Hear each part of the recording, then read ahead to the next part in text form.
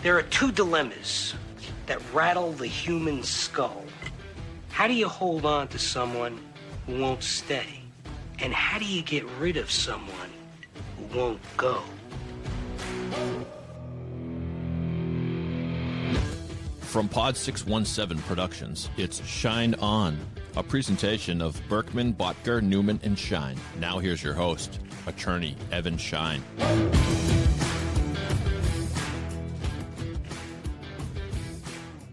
Episode 13 of the Schein On Podcast. I'm Evan Schein.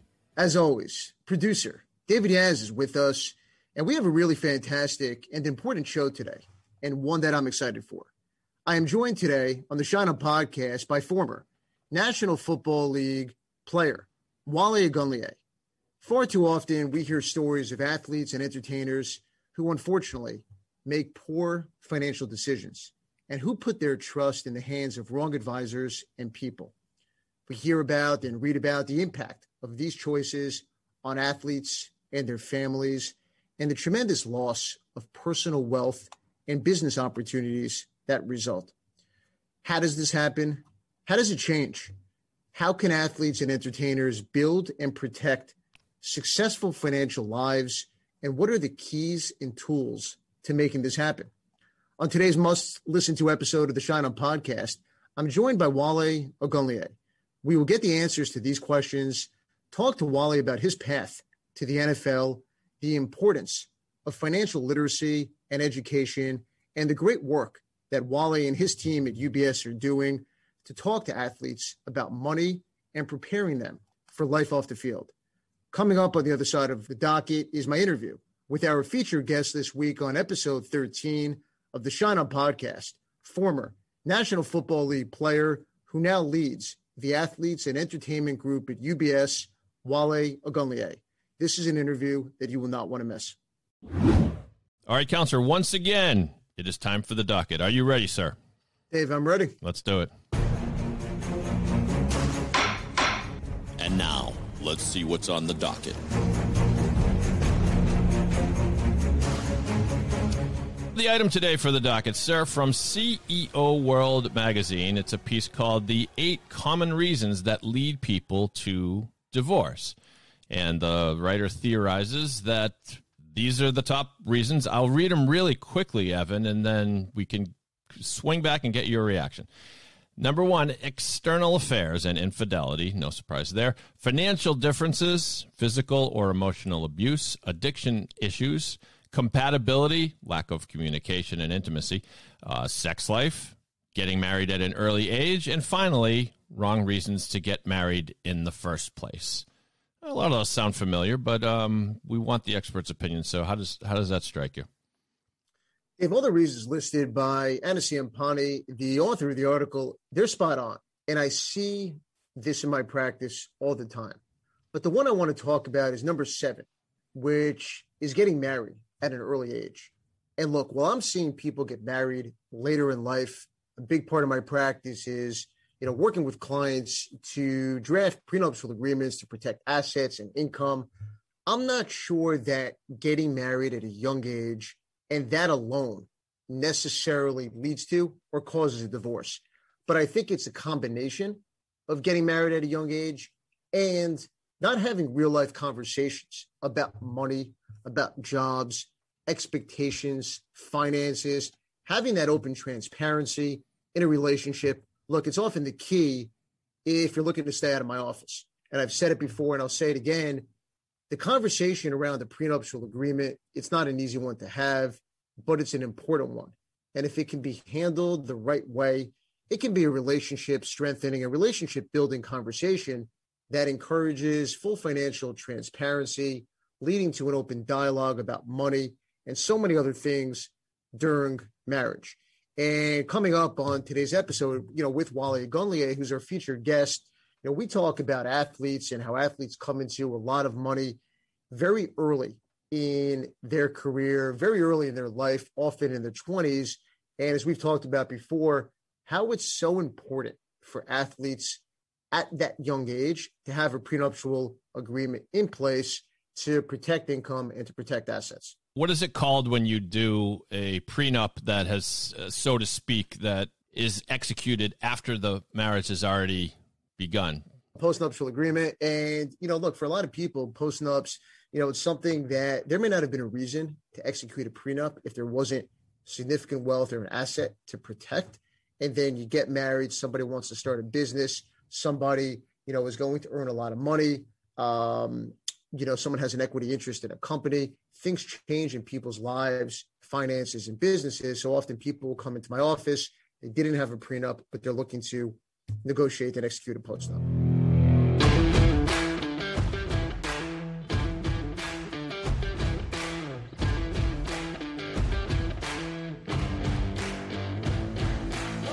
Our featured guest this week on the Schein podcast is Wale Ogunleye.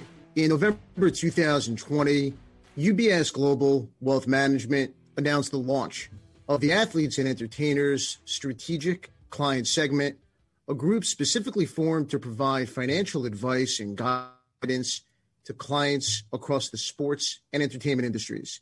Leading this great group at UBS is former NFL player Wale Ogunleye.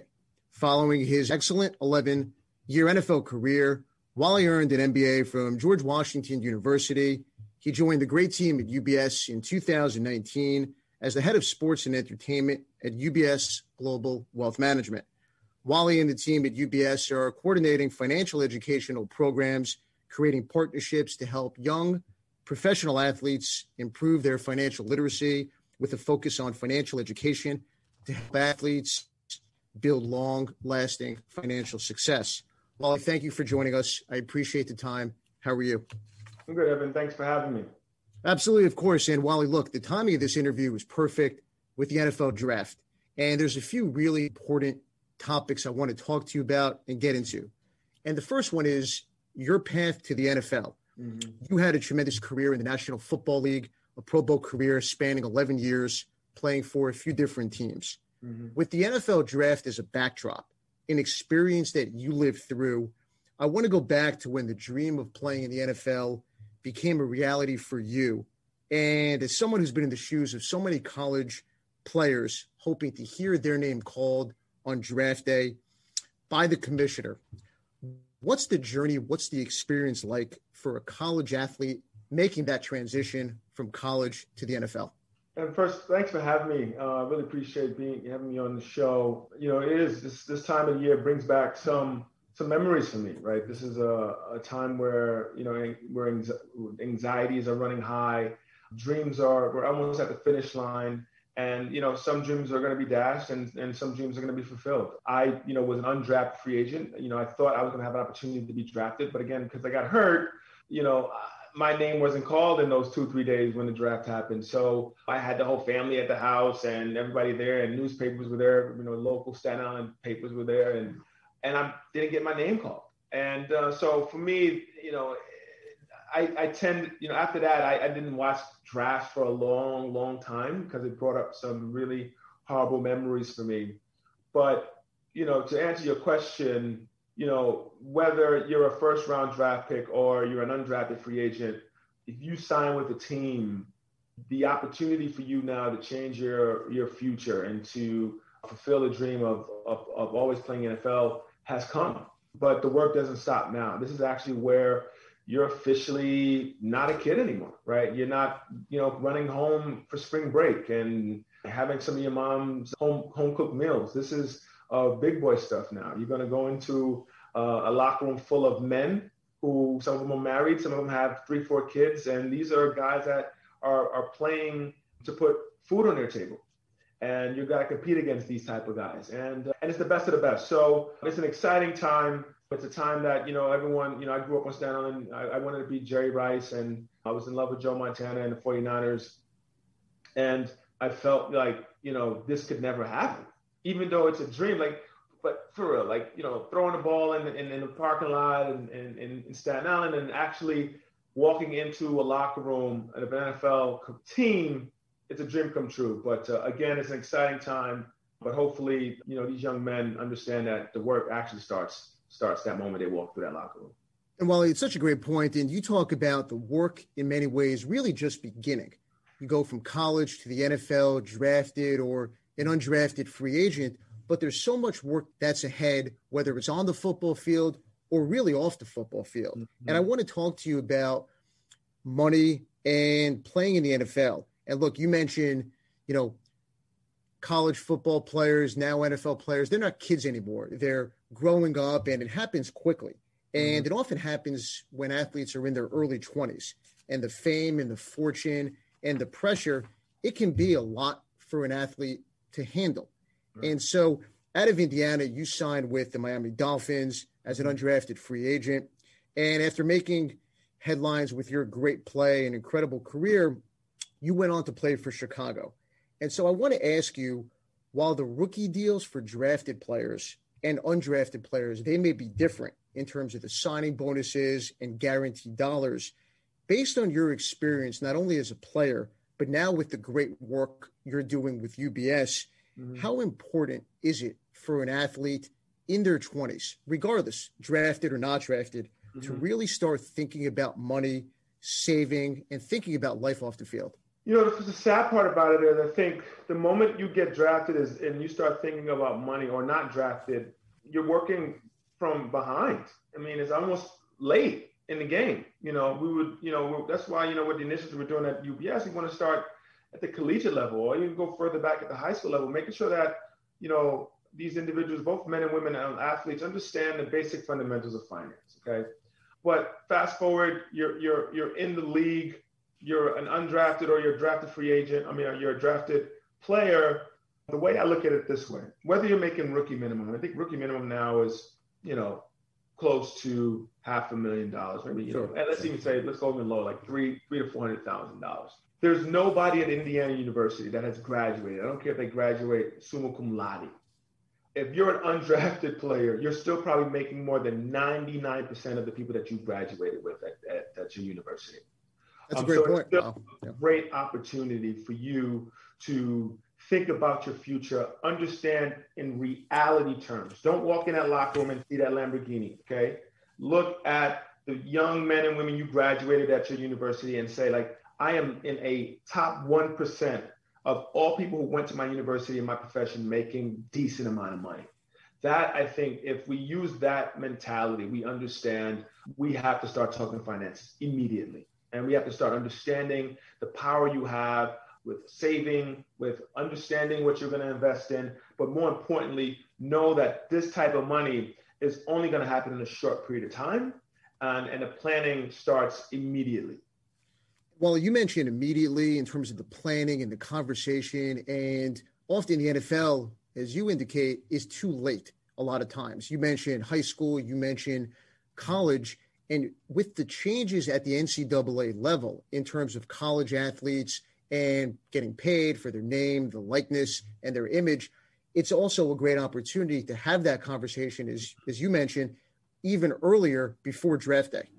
Yep, absolutely.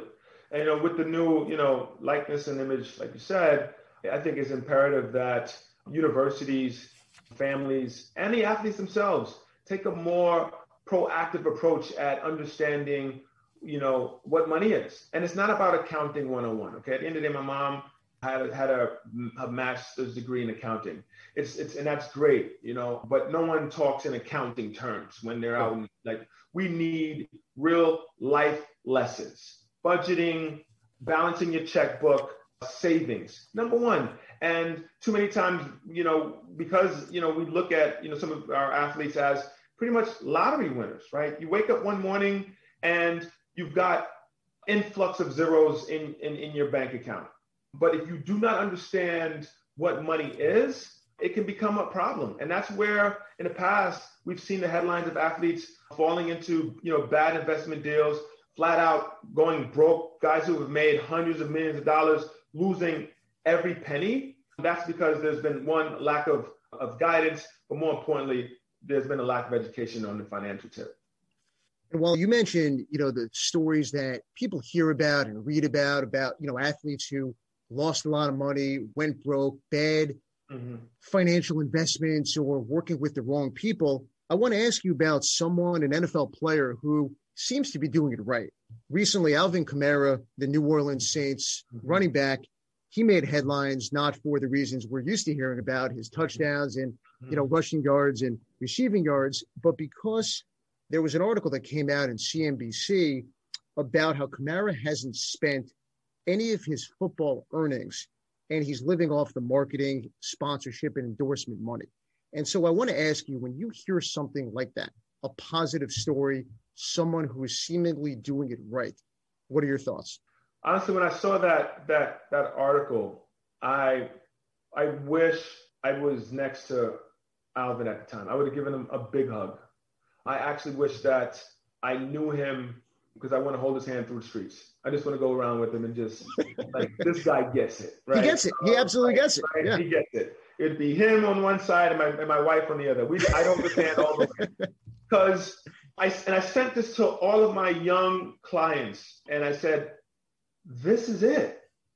With social media now in your own power, we're able as athletes to push out the middleman. Brands are able to connect with us on a one-on-one basis. And the truth of the matter is, and I listened to Alvin's quotes, he's okay with living life comfortably. The money's not changing what he likes. And I tell a lot of these college seniors that are going into the NFL, just 3 or 4 months earlier, you were in a college dorm eating hard pizza and drinking soda, and you loved life. Why in those 4 or 3 months, as you walk into the locker room and you pass those Lamborghinis and you pass those Mercedes-Benz, do things have to become now lobster and Wagyu beef steak every other day? Why does that have to change? You love what you love.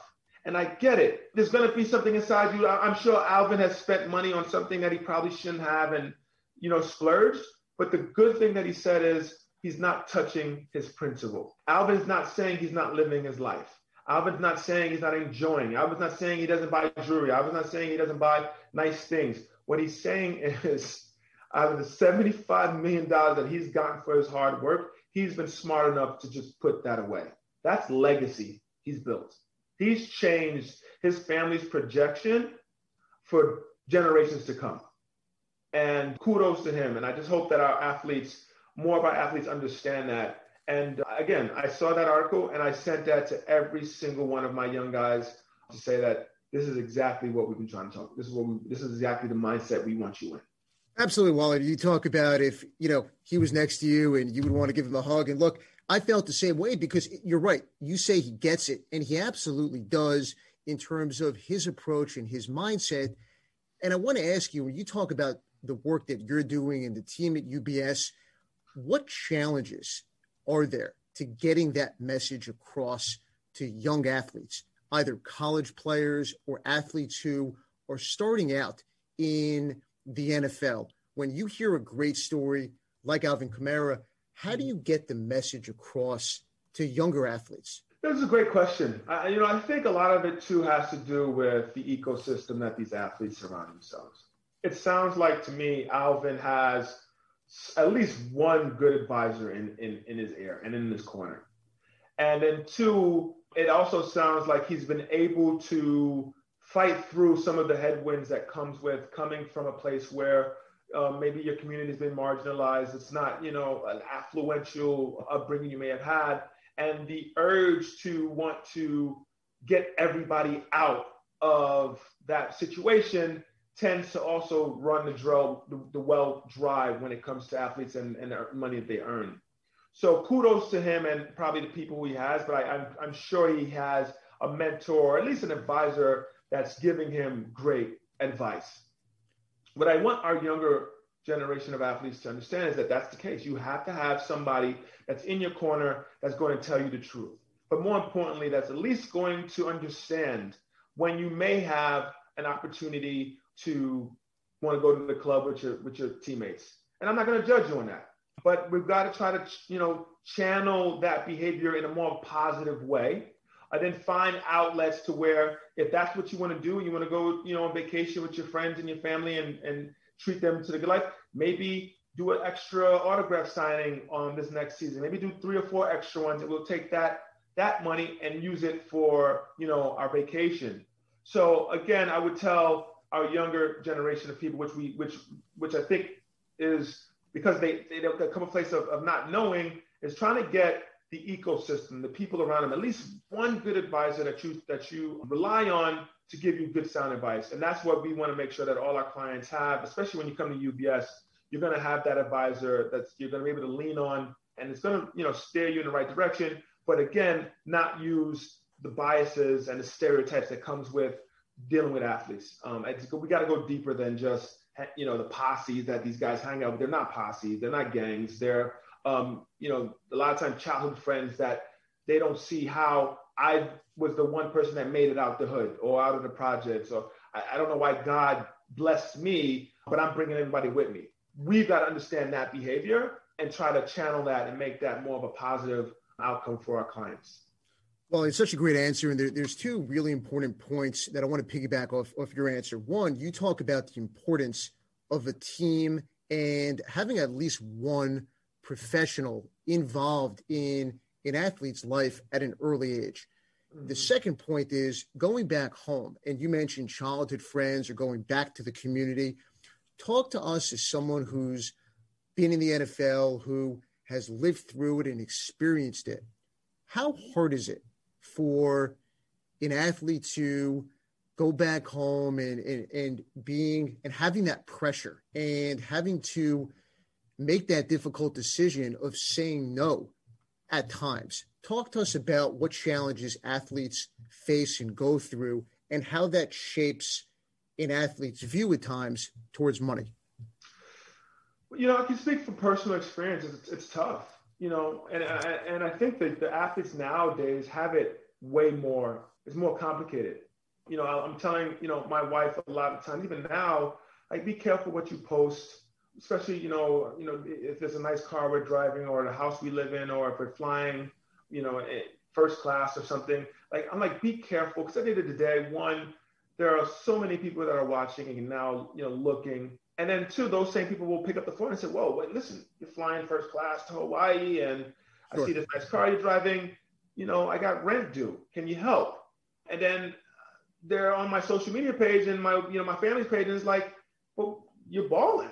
Like, You're living this extravagant life and I need my light bill paid. Sure. So you're putting yourself in a position, and with social media now, I think these athletes got to be really careful with that, because the pressures of making it, like I talked about earlier, sometimes can drag on you. I call it somewhat like, survivor's guilt. You might be the only person that survived that plane crash, and you're asking God, like, why am I the one you chose? Out of all of these great people I grew up with, they're still living in these, places where a lot of them maybe on, just not the best communities. Sure. And now it's like, I'm the guy with the golden ticket, and there's guilt involved. Also, that same guilt also comes with families that come from money. There's a guilt involved in being born in money. And now, sometimes society looks at people with money and born in it as monsters, as, what did you do to deserve all of that? And then now you've got to, like, take the nanny's car to the gym, or you're making sure no one sees that nice car. So it works both ways. Money has a crazy effect on people. And we want our athletes to know we understand whatever the psychology that you have when it comes to receiving this big contract. We understand it, and we're going to help you navigate the headwinds that comes with these big contracts. Whether you're used to it or whether it's brand new, we've got to understand your viewpoint, and hopefully we'll help you, give you great advice when it comes to financial planning. And Wale, you mentioned financial planning and yourself and the team at UBS and understanding what athletes are going through. And I want to ask you, because you're very involved in doing some great charity work and philanthropic work, in terms of an athlete's community and really making a difference and helping athletes in a positive way to give back. Tell us some of the initiatives and partnerships that yourself and UBS are working towards, and how you deliver the message to athletes to really make a difference in a meaningful, positive way. Oh man, it's great. I'm glad you asked that question. And this is part of the reason why I wanted to join UBS. when it comes to our philanthropic endeavors, I think this is what separates us from the rest of the industry. UBS is a global firm in the sense that we get involved in so many different aspects of our world and in the philanthropic industry. Me being, Nigerian descent, we've got things that we do in Africa that, I'm happy to be a part of. We have things we do here in the United States with childhood education with our Optimist Foundation, that when it comes to athletes and entertainers, this seems to be one of the parts of our society that really gets involved and wants to give back. About some of the things that we talked about with the survivor's guilt thing, we want to channel our athletes and entertainers in this space. But things that I'm proud of that we're doing, we've connected with the SIAC. We've got a program with financial literacy with these 14 historically Black colleges in the SEAC. And what we're doing, one is bringing UBS in front of these student athletes, hoping that eventually, if they're thinking about a job in finance, they're coming to UBS or into the industry, right? The industry needs a little bit of diversity. We need more women, we need more people of color, and that's a great part of what UBS is doing and pushing that narrative. And then back to what we said earlier about financial education on the student athlete level, we're doing that also at the major universities, bringing students together in the sense of teaching them the fundamentals of money. We're going to be doing that throughout the country, from the West Coast to the East Coast, Midwest, of getting into these major institutions and getting with all of our student athletes, not just football and basketball, everybody, because the truth of the matter is less than 1% of all athletes make it professional. But again, I think it's our duty to give back and do that.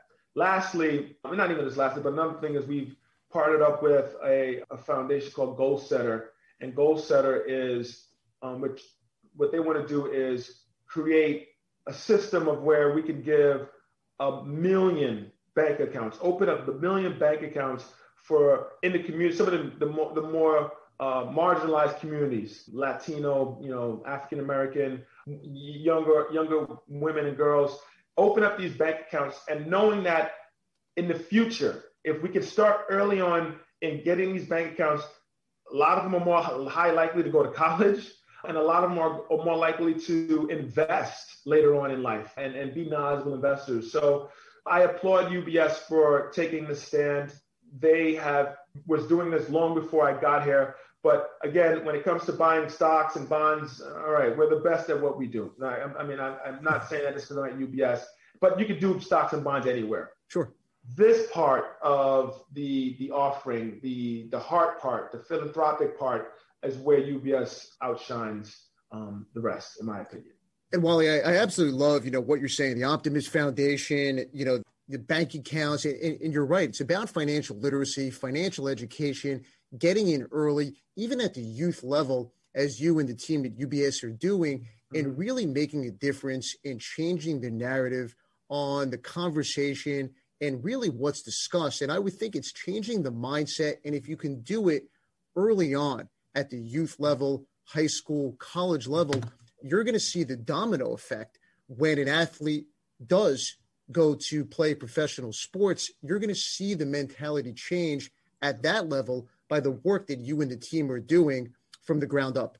Yep, absolutely. Absolutely. I think it's a great initiative. And at the end of the day, especially when we start at the college level, society as a whole will benefit, right? Not everyone is going to be a professional athlete. So there's going to be a future doctor, a future lawyer. My wife's a doctor. She's terrible with finance. She's terrible, but she's a great doctor. So everyone at the end of the day needs these life skills. We're going to just try to do our part to make sure that these student athletes leave the universities that we're going to be working at with not only just their education or championship in sports, but really just the knowledge to know how to balance a checkbook and how to save some money when I get out of college.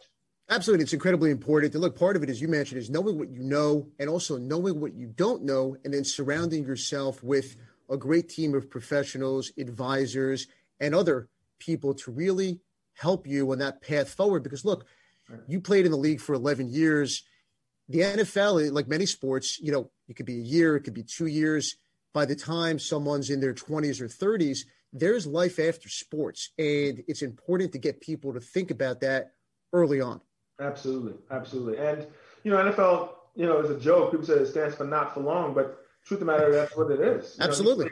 You play 10 years.